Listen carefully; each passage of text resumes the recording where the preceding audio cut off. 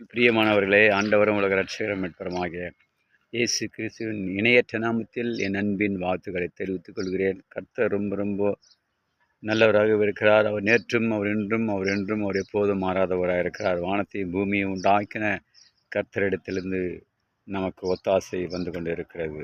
ஆவியானவர் இதோ இந்த 3 மாதமாய் கண்மணி போல காத்து வந்து கடைசி தேதியிலே நம்மை கொண்டு வந்த தேவாதி தேவனுக்கு உள்ளத்தின் ஆழத்தில் நன்றி சொல்ல கடமைப்பட்டு இருக்கிறோம். அநேக விதமான தேவைகளோடு கூட, அநேக விதமான எதிர்பார்ப்போடு கூட நாம் வாழ்ந்து கொண்டு இருக்கிறோம். ஆவியானவர் நம்மோடு கூட இருக்கிற ஒவ்வொரு வேளையிலும் பரிசுத்த வேதாகமத்தை வாசிக்கும் போதும் ஜெபிக்கும் போதும் கர்த்தர் அநேக காரியத்திலிருந்து நமக்கு அவர் உதவி செய்ய அவர் போதுமானவராக இருக்கிறார். அவர் நேற்றும், அவர் என்றும் எப்போதும் மாறாதவர். வானத்தையும் பூமியும் உண்டாக்கி எல்லா நேரத்திலும் எல்லா வேளையிலும் சதா காலங்களில் உங்களோடு கூட இருப்பேன் என்று சொன்ன கர்த்தர் அதே வார்த்தையோடு கூட நாம் வாழ்ந்து கொண்டிருக்கிறோம்.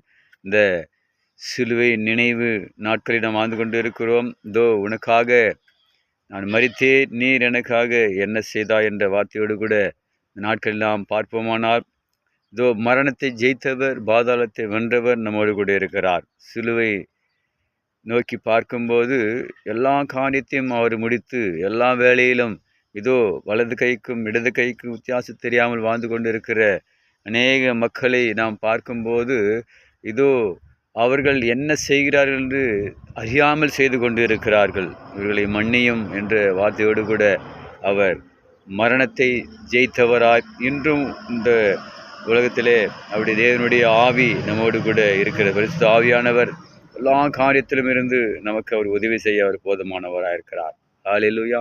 தொடர்ந்து கர்த்தருடைய வார்த்தையை கேளுங்க.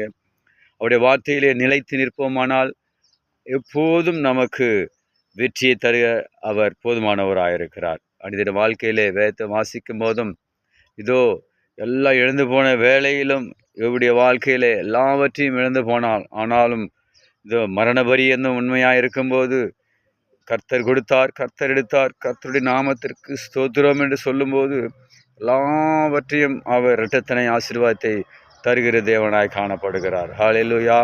பலவீனத்தில் பலன் பூரணமாய் கொடுத்து அநேக விதமான சோர்வுகளில் இருந்தும், அநேக விதமான துன்பத்திலிருந்தும், அநேக விதமான துயரத்தில் இருந்தும் தேவன் உனக்கும் எனக்கும் அவர் விடுதலை செய்ய போதுமானவராக இருக்கிறார். God bless you. கர்த்தர் உங்களை மேல்மேலும் ஆசீர்வதிப்பாராக.